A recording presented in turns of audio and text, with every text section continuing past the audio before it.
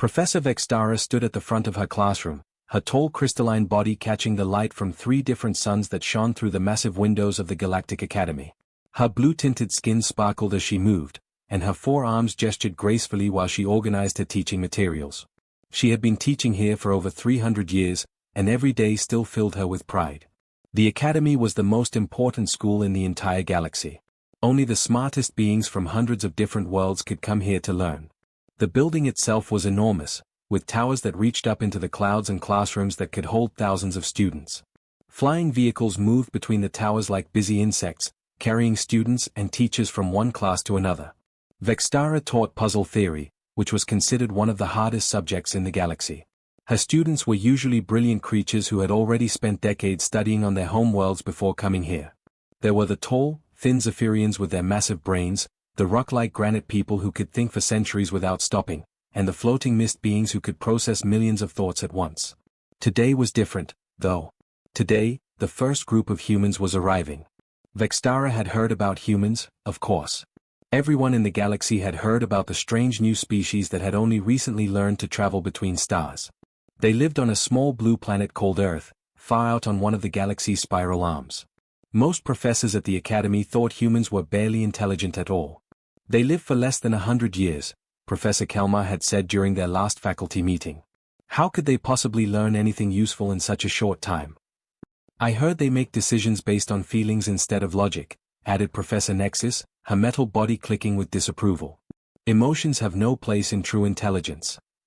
And they fight wars with each other constantly, said Professor Quinn. Any species that cannot even get along with itself clearly lacks wisdom.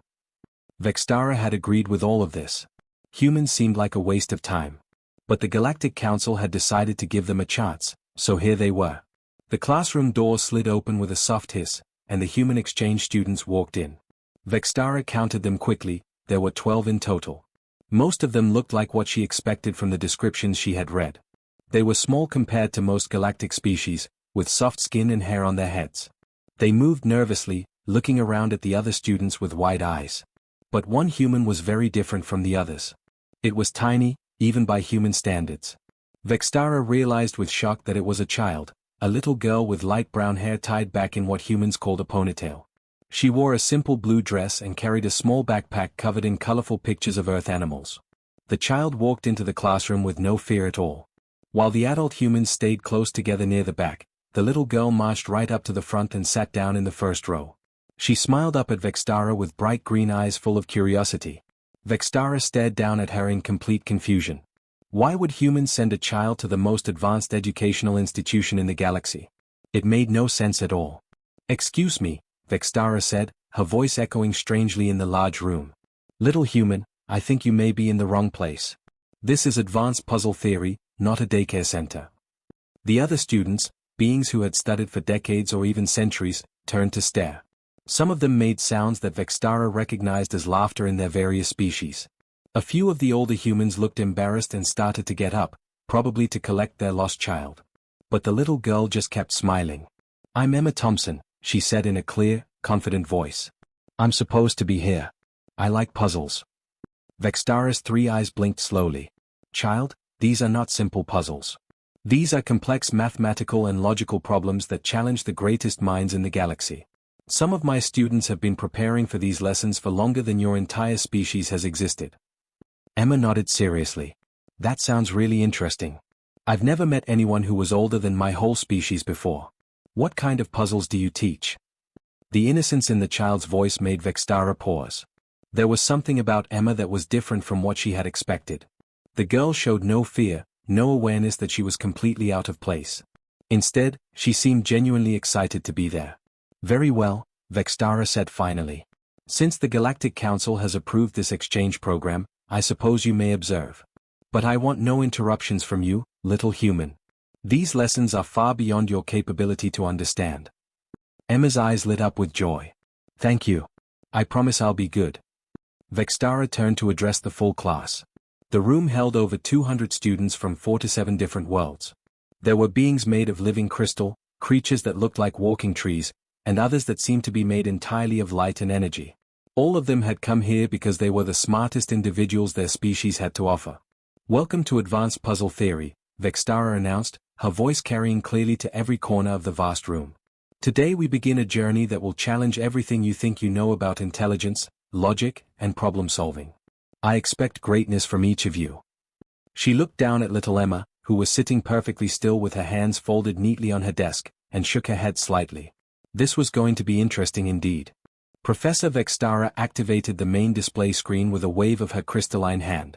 The entire wall of the classroom lit up with a complex three-dimensional puzzle that floated in midair, spinning slowly so everyone could see it from all angles. Colors shifted and moved through the puzzle like liquid light, creating patterns that hurt to look at for too long. This is a level 7-dimensional maze, Vextara announced to her class.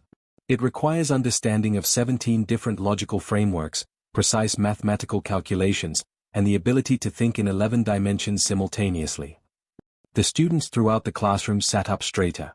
Even the most advanced beings looked nervous. A level 7 puzzle was serious business. Most students needed weeks of preparation before they could even attempt one. Your task is to find the correct path from the entry point to the center core, Vextara continued. The maze shifts every time you make a choice, so each decision affects all future possibilities. Most students take between 4 and 6 hours to solve this on their first attempt. Emma raised her small hand immediately. Vextara sighed with annoyance. Yes, little human? Can I ask what we're supposed to find in the center? Emma said politely. Several students made clicking and chirping sounds that meant they were laughing. The question seemed so basic, so childish. Of course you were supposed to reach the center, that was the whole point of a maze. The center contains the solution key, Vextara replied stiffly. Obviously. Emma nodded and looked back at the floating puzzle. She tilted her head to one side, then the other, like she was listening to music that no one else could hear. Her green eyes followed the moving colors and patterns. Vextara began explaining the complex rules. First, you must identify the primary geometric relationships. Then calculate the probability matrices for each potential pathway. Remember that the temporal displacement factor affects all vertical movements, while horizontal movements are governed by the inverse correlation principle. The other students were taking detailed notes, their various appendages moving rapidly as they wrote down every word. Some were already starting preliminary calculations on their personal computing devices. Emma wasn't taking any notes at all. She just kept staring at the puzzle with that same curious expression. The color sequences follow a modified Fibonacci pattern, but only on the prime-numbered levels, Vextara continued. You must also account for the gravitational distortion effects that occur when multiple pathways cross dimensional boundaries. 10 minutes into the explanation, Emma raised her hand again. Yes? Vextara asked, trying not to sound too irritated. I think the answer is the blue pathway on the left side, then jump to the middle section, then follow the spiral down to level 4, Emma said simply. The entire classroom went completely silent. 200 brilliant beings from across the galaxy stared at the little human girl in shock. Even Vextara's 3 eyes widened with surprise. Child, I have not even finished explaining the rules yet, Vextara said slowly. This is not a guessing game. True intelligence requires methodical analysis, careful planning, and precise execution. Emma looked confused. But I can see the path. It's right there. You cannot possibly see anything meaningful in such a short time, Vextara replied. The greatest minds in the galaxy need hours to work through problems like this. But as she spoke, the maze on the display screen began to glow. The pathway Emma had described lit up with golden light, marking it as the correct solution. The center core opened up like a flower, revealing the solution key inside. The display flashed with bright green text, correct solution. Time elapsed, 4 minutes and 37 seconds. Vextara stared at the screen in disbelief. Her mandibles clicked nervously as she checked the readings again. There had to be some mistake. Some malfunction in the system. A low murmur of amazement rippled through the classroom. The Zephyrians were whispering rapidly to each other in their high-pitched language. The granite people were making deep rumbling sounds of confusion. Even the advanced AI students were running diagnostic checks on their own systems. Lucky guess, Vextara muttered, though she didn't really believe it herself. She quickly brought up another puzzle on the display. This one was a level 8 probability matrix that had stumped her graduate students for 3 weeks. The new puzzle was even more complex than the first. It looked like a storm made of numbers and symbols, constantly changing and shifting. Patterns appeared and disappeared so quickly that most beings couldn't even track them with their eyes. Emma looked at this new puzzle for exactly 93 seconds. Then she raised her hand again. The answer is sequence pattern delta, but you have to ignore the red numbers because they're trying to trick you. The real solution is in the spaces between the symbols. Once again, the display flashed green. Correct.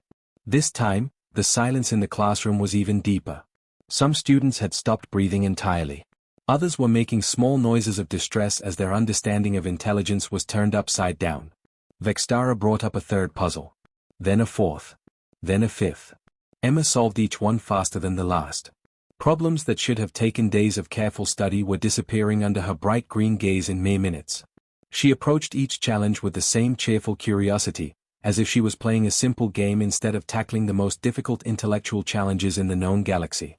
By the end of the class period, Emma had solved 12 advanced puzzles. The previous record for a single session had been 2.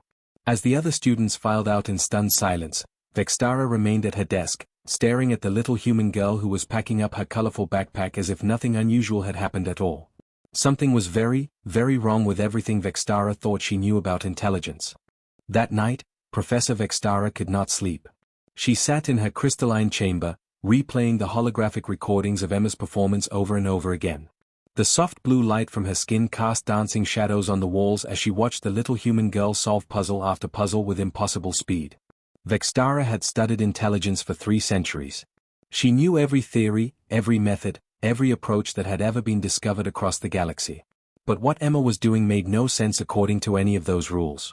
She slowed down the recordings, watching Emma's face carefully. While other students would stare intensely at puzzles, their minds working through logical steps, Emma looked almost relaxed.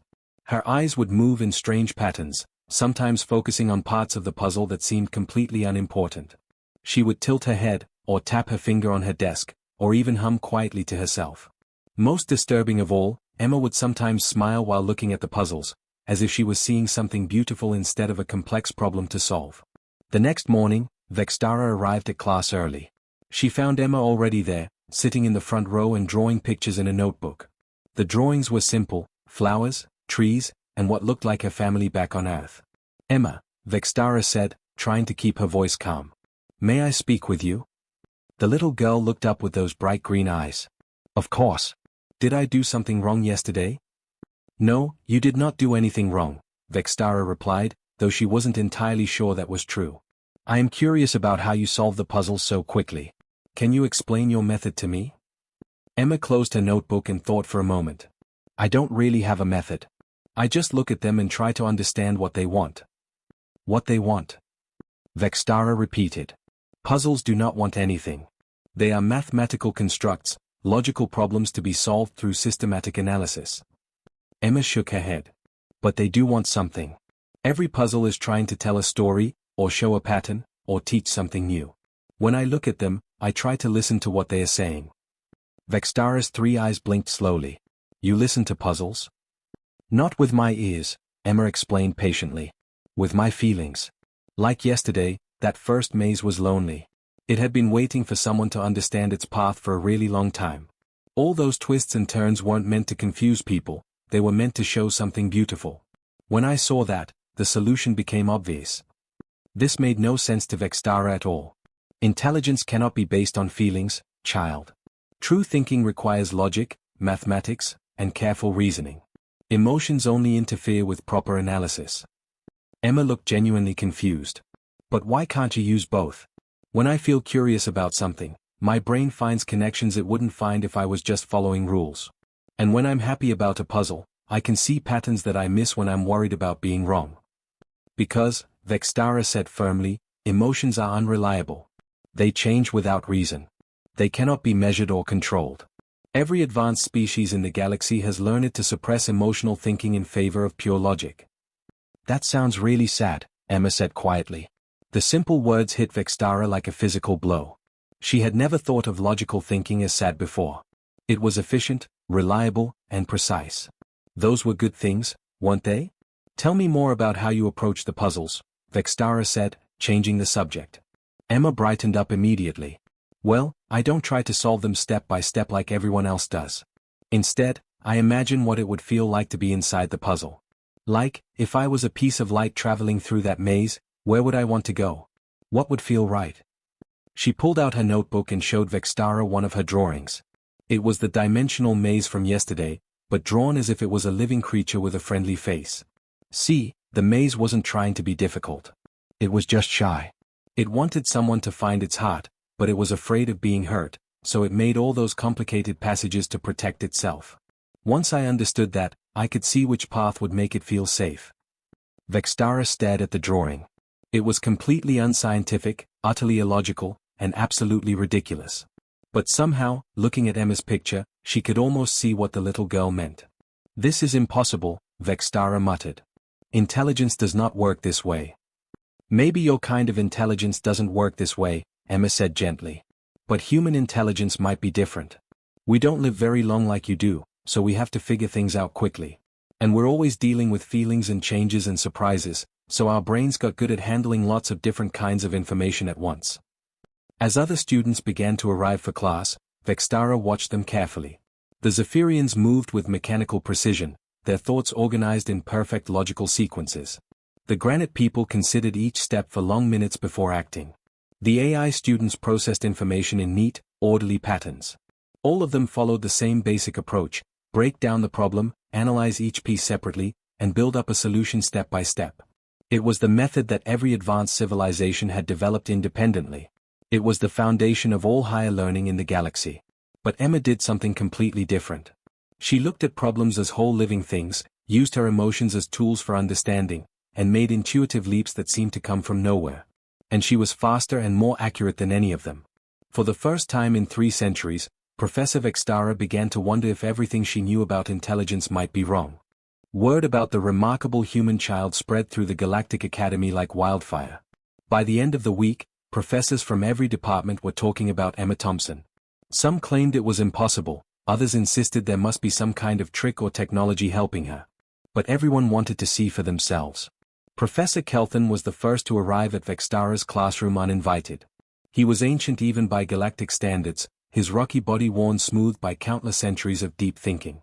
As the head of the Department of Theoretical Mathematics, he had solved more complex problems than any being in recorded history. "I hear you have an interesting student," Kelthon said, his voice rumbling like distant thunder. "I would like to test this human child myself." Behind him came Professor Nexus, her metallic body gleaming with built-in computational systems. Then Professor Quinn arrived, floating in his energy field, followed by Dr. Morphex with her shape-shifting abilities, and Professor Zelrin whose crystalline mind could process a million thoughts simultaneously. Soon, Vextara's classroom was packed with the greatest minds in the galaxy. Some stood along the walls, others floated near the ceiling, and a few had to wait outside in the hallway. Word had even reached the Academy's governing council, and several council members had come to observe. Emma walked into this crowd of intimidating beings with the same cheerful confidence she always showed. She seemed completely unaware that she was facing creatures who had studied for longer than entire civilizations had existed. She simply sat down in her usual front row seat and smiled at everyone. "Hello," she said politely. "Are you all here to do puzzles too? That sounds like fun." Professor Kelthon stepped forward, his massive form casting a shadow over the little girl. "Child, I have brought something special for you." He activated a holographic display that filled half the classroom. This is called the Eternal Spiral Theorem. It has remained unsolved for 800 years. Every great mathematician in the galaxy has attempted it. All have failed. The puzzle was beautiful and terrifying at the same time. It looked like a living galaxy made of pure mathematics, with spirals within spirals stretching out infinitely in all directions. Numbers and symbols flowed like rivers through the cosmic structure, creating patterns so complex that most beings could only look at small pieces at a time. "The challenge," Kelthon continued, "is to find the center of the spiral. But the spiral is infinite, so logically, there can be no center. This is why it has never been solved." Emma studied the magnificent puzzle for what felt like forever to the watching professors. Minutes ticked by. The observers began to whisper among themselves. Perhaps the human child had finally met her match. But then Emma's face changed. Her bright smile faded, and her eyes grew sad. She looked at the spiral as if it was hurt animal. "Oh," she whispered. "You poor thing. You've been trying to solve yourself for so long, haven't you?" Professor Kelthon's 3 eyes narrowed. "What do you mean, child?" Emma stood up and walked closer to the holographic display. "It's not really a puzzle about finding the center. It's a puzzle about being lost. The spiral has been spinning around and around for 800 years, looking for its own heart, but everyone who tries to solve it just follows it around in circles. She reached out her small hand toward the display. The spiral doesn't want to be eternal. It wants to come home. But it's scared that if it stops spinning, it will disappear. The assembled professors exchanged confused glances. This was not mathematical analysis. This was pure emotion, the kind of thinking they had all been trained to avoid. That makes no logical sense, Professor Nexus said, her metallic voice sharp with disapproval. But Emma ignored her. She was completely focused on the spiral now, as if she was having a conversation with it. You don't have to keep running, she said softly to the puzzle. Your center isn't a place you have to find. It's who you are. You've been carrying it with you the whole time. With one gentle motion, she touched a point that wasn't even part of the spiral itself. It was in the empty space between the mathematical structures, a place where there seemed to be nothing at all. The entire puzzle suddenly stopped spinning. The infinite spiral collapsed inward, not violently but gently, like a flower closing its petals at sunset. And there, in the center where there had always been a center but no one had thought to look, a brilliant light began to glow. The holographic display flashed with golden text, "Solution verified. Eternal spiral theorem solved." The silence in the room was absolute. 800 years of mathematical impossibility had just been resolved by a human child who approached it like a therapy session instead of an equation. Professor Kelton stood frozen, staring at the display.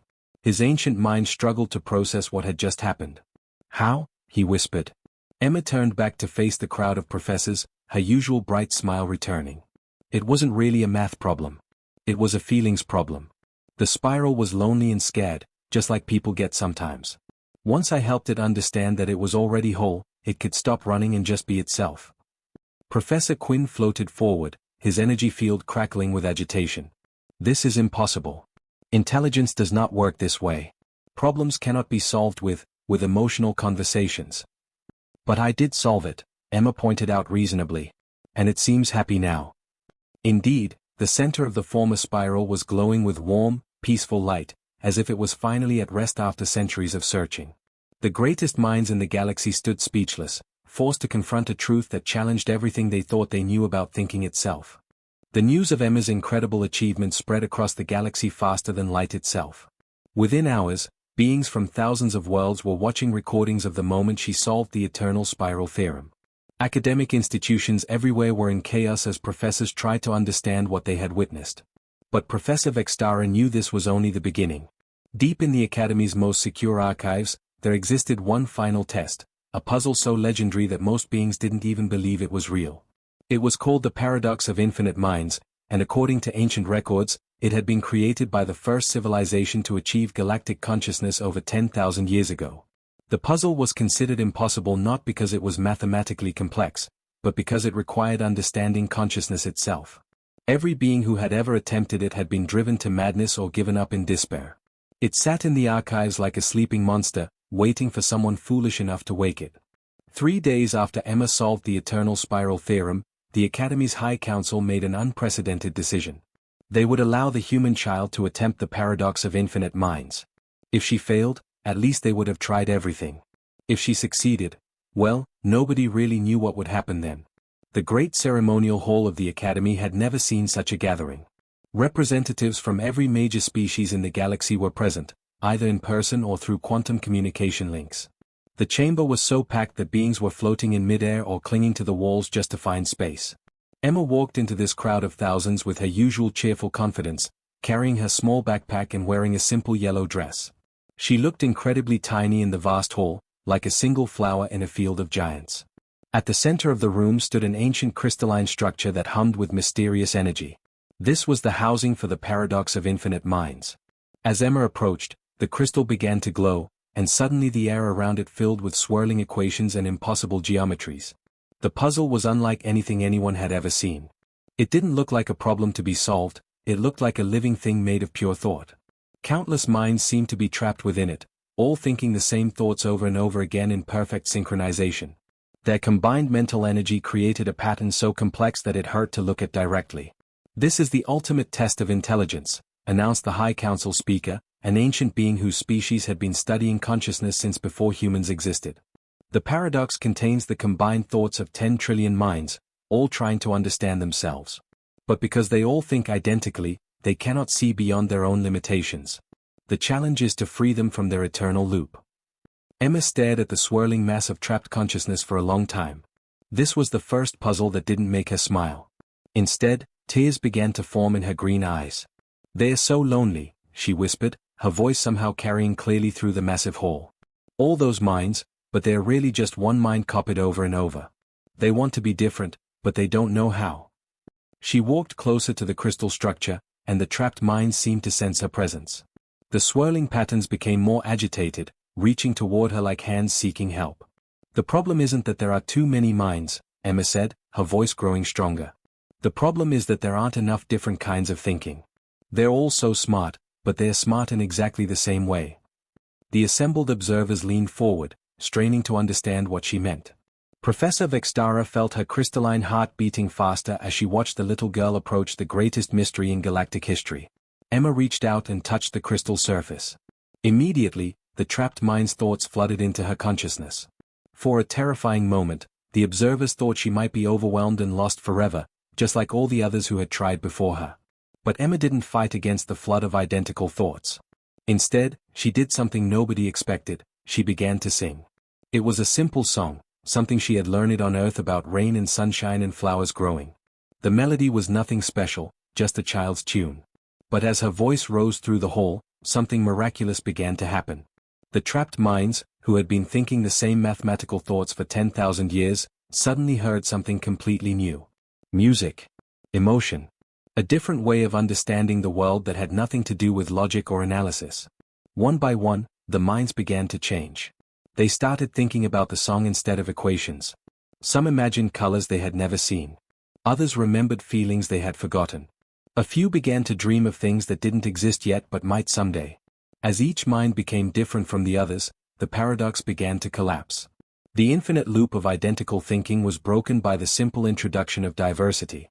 The crystal structure filled with beautiful, chaotic patterns as 10 trillion minds discovered individuality for the first time.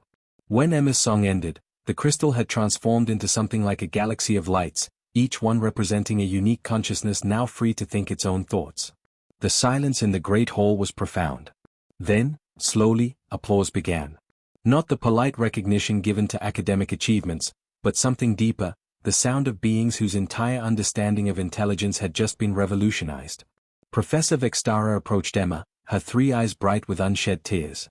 "Child," she said softly, "would you be willing to teach us? To show us this new way of thinking?" Emma beamed, her usual bright smile returning. "I'd love to. But I don't want to replace your way of thinking. I want to add to it.